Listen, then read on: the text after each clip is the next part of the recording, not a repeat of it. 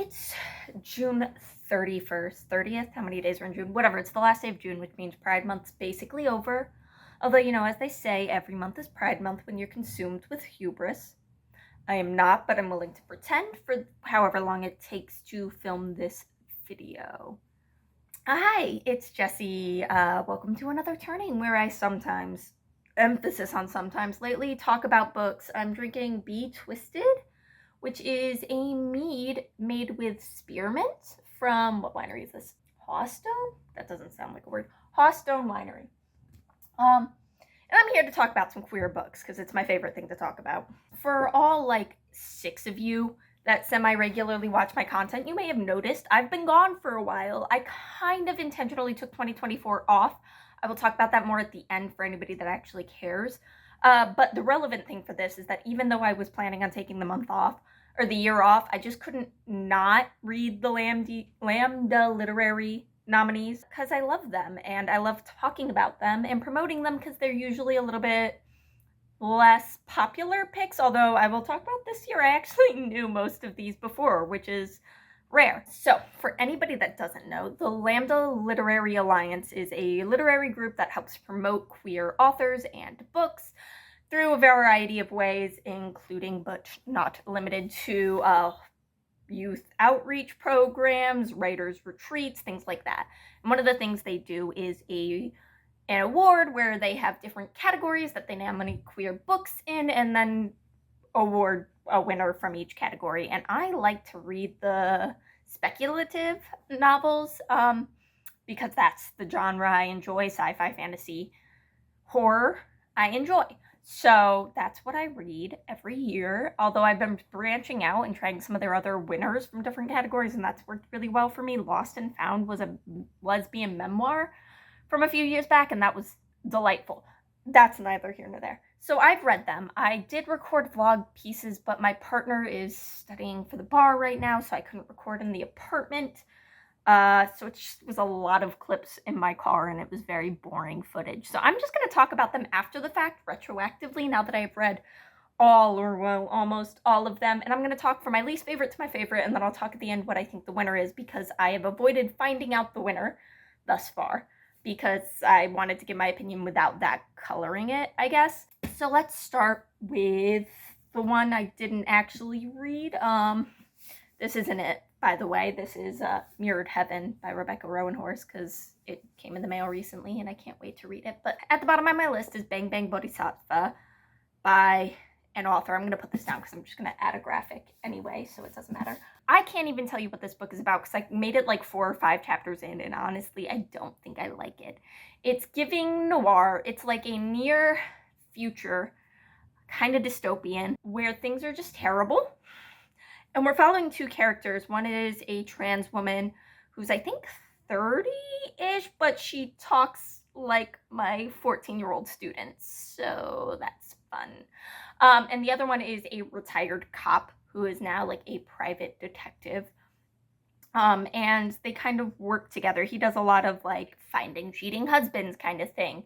And this woman from his past, an ex of his, shows back up in his life, and her husband's missing. And that's kind of where the story started. That's as far as I got. I hated the woman's perspective. And that's generally why I just could not get through this book. I really kind of liked the ex-cop. I thought he was interesting, all for the fact that he thinks a 30-year-old woman is a child. That was a little jarring. But the other perspective was just cringe to me. The other element of it is that I generally, when it comes to near future, I want it to be one of 2 different things. A very hopeful look at the future. I love some solar punk. Or something that feels realistic to me. This kind of felt like neither. So anyway, that one I didn't finish. I'm sure it's great. I'm sure it's for somebody. I might finish it if the physical hold ever comes in from the library and give it another shot. But for now, I think I'm going to leave it as a DNF. And now we're getting on to the rest of the books, which are ones I all finished and had way different success on than I was expecting. So next up for my least favorite was The Saint of Bright Doors, which is a little disappointing because this is actually the one I was looking forward to the most. But it's about a young man who was raised to kill his father, who is a god ish. So he was raised to kill his father, and then he decides that's not the life he wants. He's released when he's like 16, released into the world to go fulfill this destiny, or maybe 13. And instead he decides, nope, that's not what I'm going to do. And he's since settled into this city, and he's just kind of living his life. That sounded really fun to me. The way the synopsis is described makes it sound like it's fun. Like, Feder was raised to kill, honed as a knife to cut down his sainted father. This gave him plenty to talk about in therapy. Like, it starts with this character who's going to group therapy, and you think it's gonna be fun, maybe a little goofy, and it was so heavy.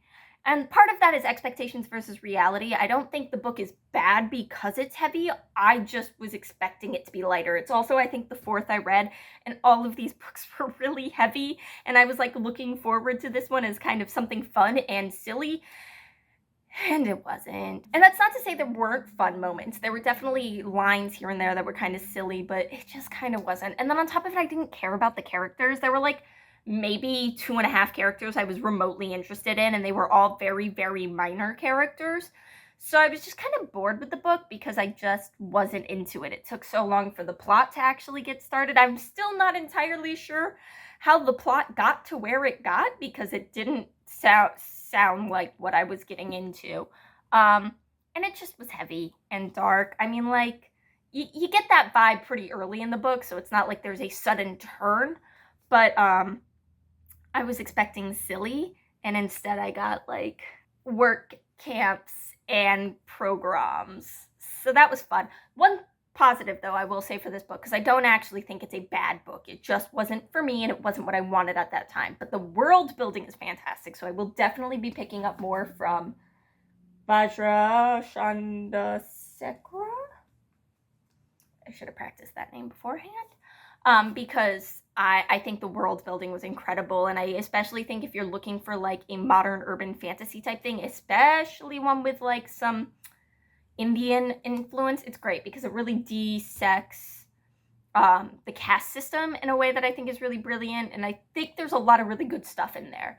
I just didn't particularly personally enjoy it. The lighting might be a little different. I might be in a slightly different position. I just went to hold this book up and you could not see anything because the lights were so dark, and I'm not sure that helps.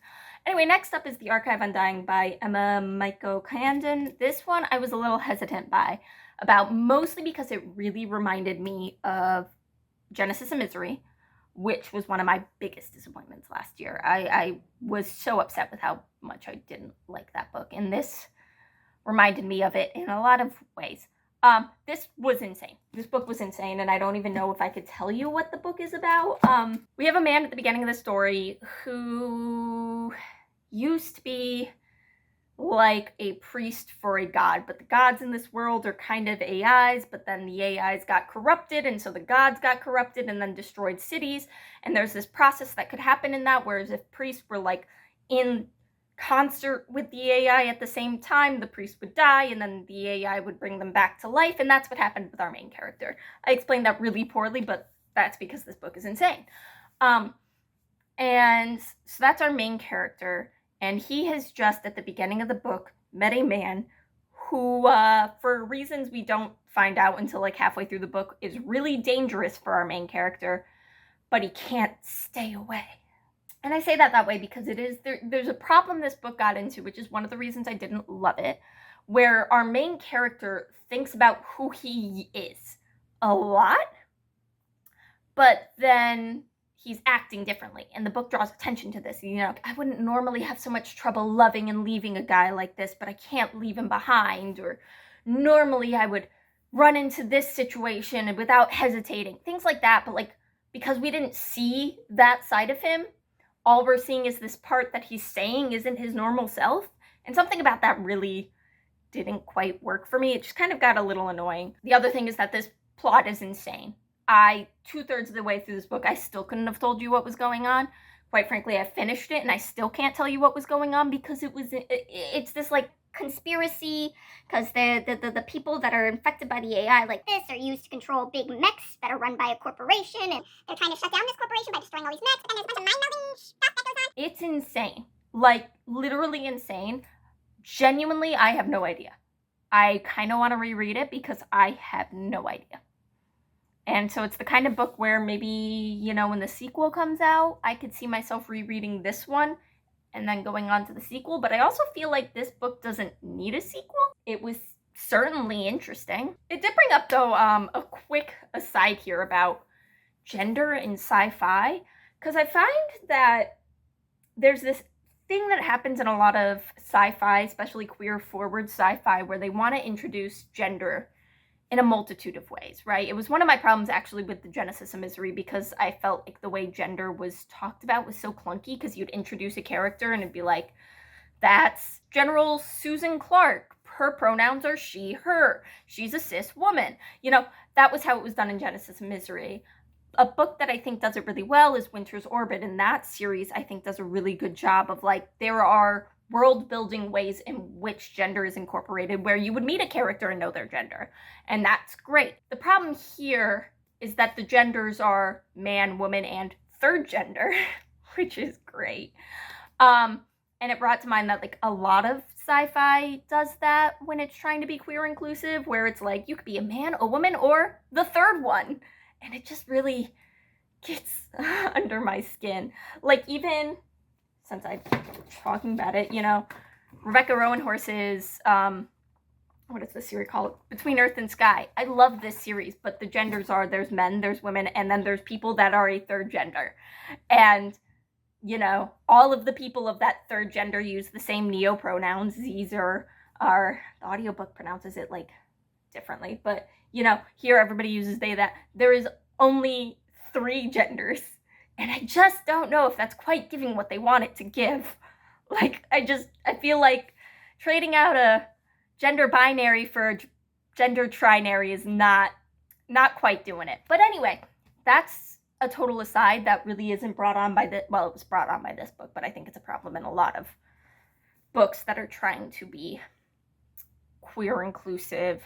Not saying this book or any of the other ones I mentioned aren't queer inclusive, just saying that, like, when they're trying to include gender as more than just a binary, they tend to end up just adding a third gender rather than presenting a whole spectrum of possible lives, you know, that might involve more than just 3 genders, or a fluid movement between multiple genders, or no gender at all. And I just think that's an interesting symptom of the limitations of the human mind sometimes. I don't know if I said any of that well, and it really wasn't related to the Lammies, so kind of a tangent, but regardless, we're moving on. The Thick and the Lean by Chana Porter.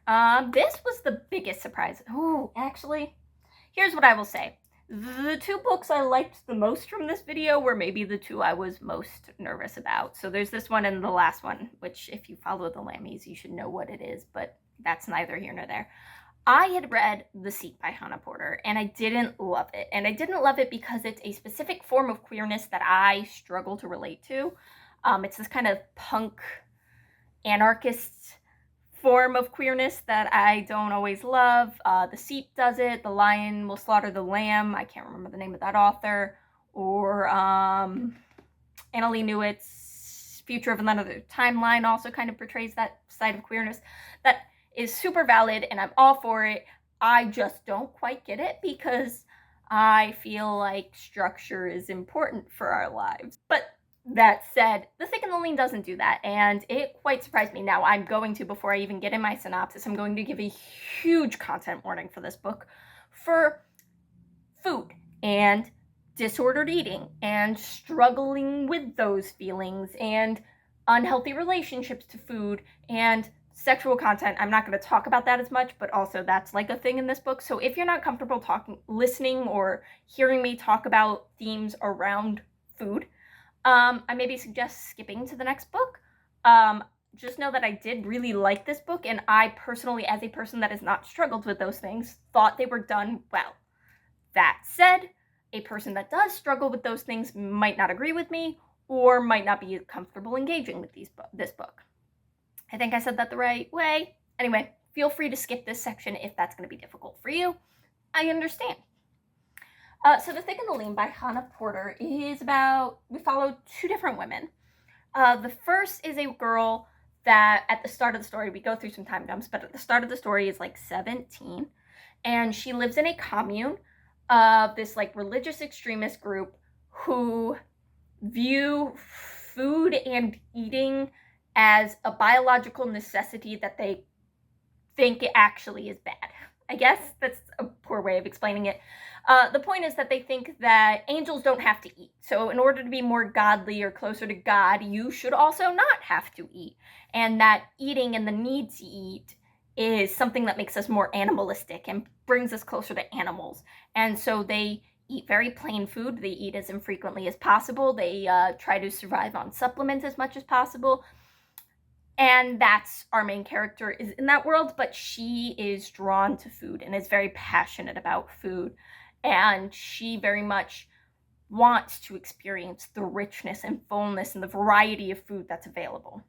So that's one of our characters. And our other character is a young woman that actually lives in the city. And the city is divided into 3 sections. I don't remember exactly what they're called. They're basically the top, the middle, the bottom. That's not the exact words they're given. And she's from the bottom, but she's gotten a scholarship to go to a university in the middle. And this is a possibility she has for elevating her station. But come to find out, the scholarship is kind of a scam to just loop people into coming to this university, and after a year they cut her scholarship. So she either needs to go into debt to continue going to university, return home shamefaced, or figure out another way to make her way in the world. And so we're following these two women through several phases of their lives as they kind of interact with this world. The religious element is present throughout the world. The one community is just, her name is Beatrice. Wild that name stuck with me. Beatrice just happens to come from a very, very extreme form of that, but that is the religion of the whole world. So food is kind of weird everywhere. Like, you don't eat in private. Like, to eat in front of somebody is a very intimate act, things like that. And it's just kind of an exploration of that. There is a plot, a conflict that kind of comes up later, but it's not really the point. The point is the world and this exploration, and a big part of it is that, well, sex. That there's this indulgent, hedonistic way of viewing sex, and there's this theme being put together. I'm doing a lot with my hands. Let me grab something so I stop doing that. And a big theme is just around, like, the swapping of food and sex from what our world is. You know, like, in our world, sex is seen as something shameful. It's something we hide. Whereas food is this hedonistic thing we overindulge in. And so there's an element of, like, swapping those to be, like, kind of saying how weird both of those things are.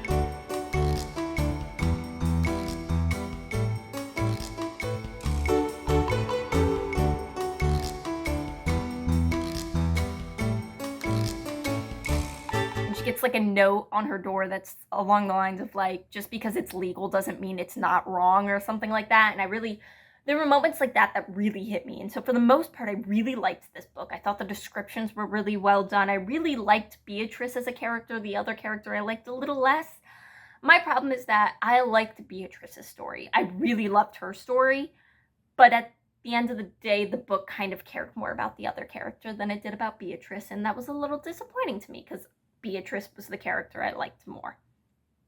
Also, I just feel like the book doesn't end. There's no ending to this book. I don't know how to explain this. There's just no actual, like, satisfying conclusion. There's no, like, feeling of catharsis at the end of this, and it just, I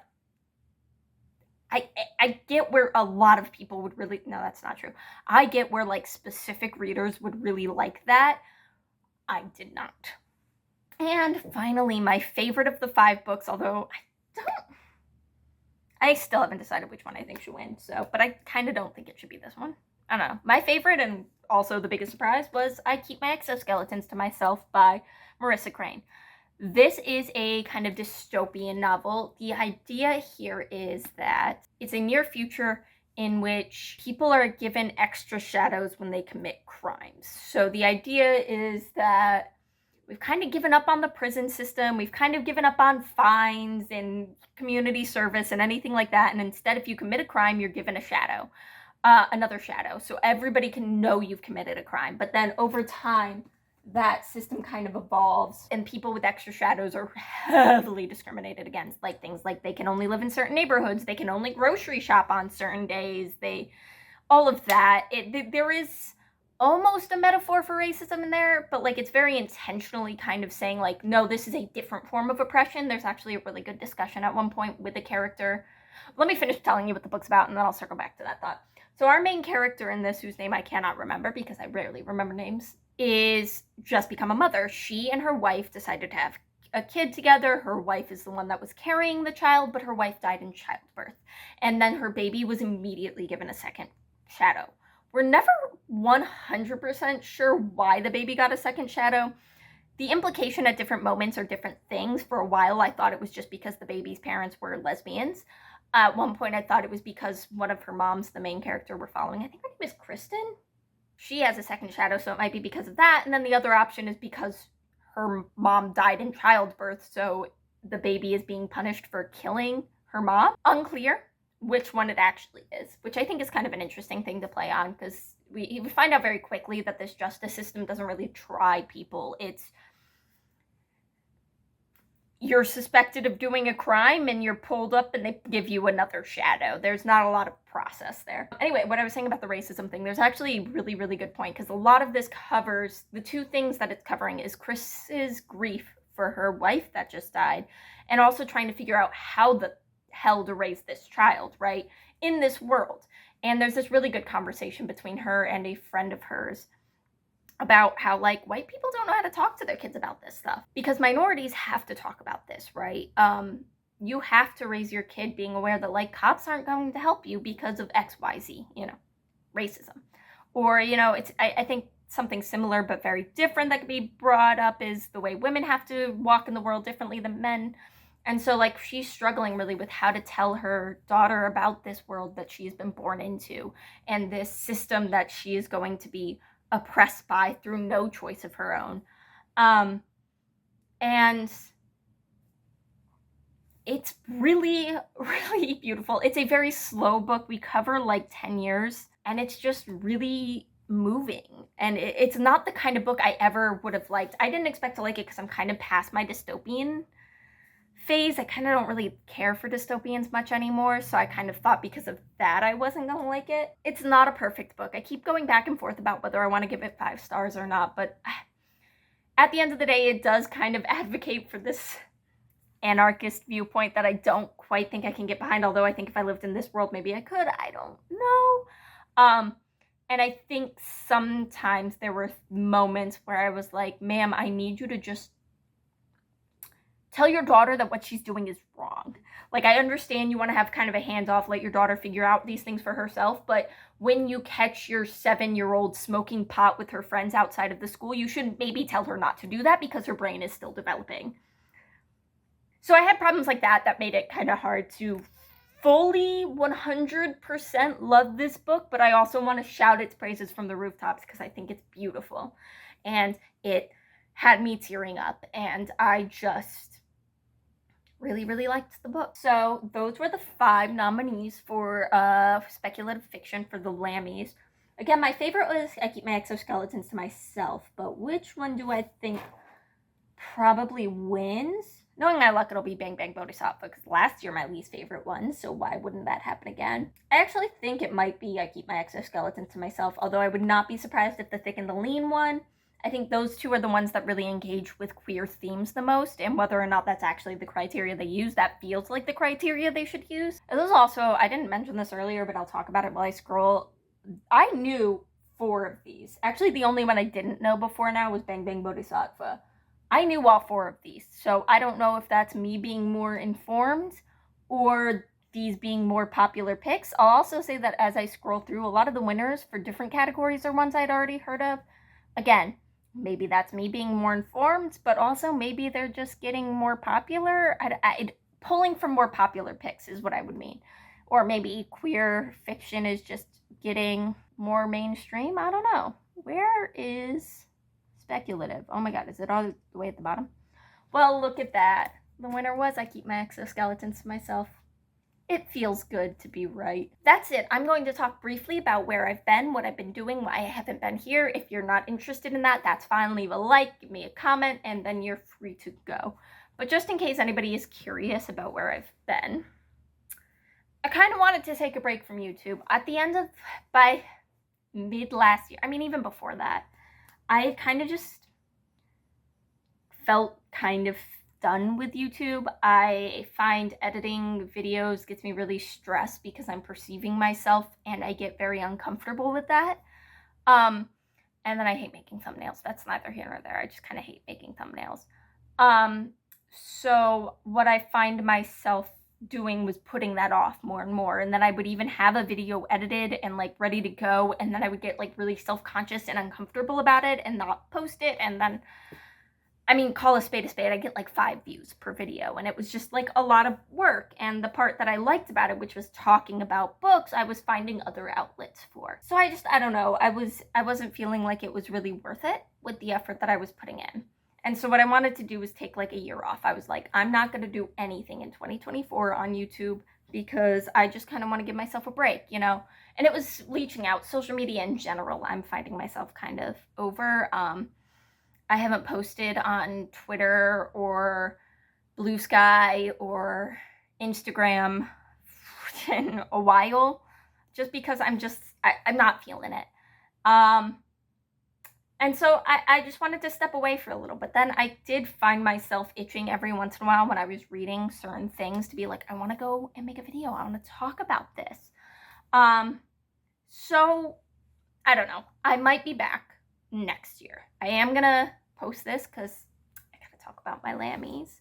But I probably won't be back until January. I think I will probably post like a favorites of 2024 maybe at the end of the year, or maybe not. I don't know. Maybe I'll just find a way to talk about, because I did record my favorites of 2023, but I don't think I ever posted it. Did I post that? I don't know. See, I don't even know. But I don't know. We'll see when 2025, that sounds disgusting to say, rolls around. I think the approach I'm going to have is just this. When I feel the urge to talk about a book, I'll talk about a book. I think I'm not going to really do vlogs. I don't think that's really my thing. But I like doing this, reading a bunch of books and talking about them. And hopefully I will get better at doing it quickly, because this is going to be like a 30-minute video and I talked about 5 books. 6 books per minute, 6 minutes per book does not seem like the right amount. Anyway, that's everything for me. Please like this video if you liked it. Subscribe, I guess. I mean, there's a lot of backlist you can go watch. I actually should go through and see about privating some really old stuff that I probably don't like as much, but that's neither here nor there. Maybe hit the bell icon, because Lord knows I upload irregularly enough that you probably do want to get notified when and if it ever happens.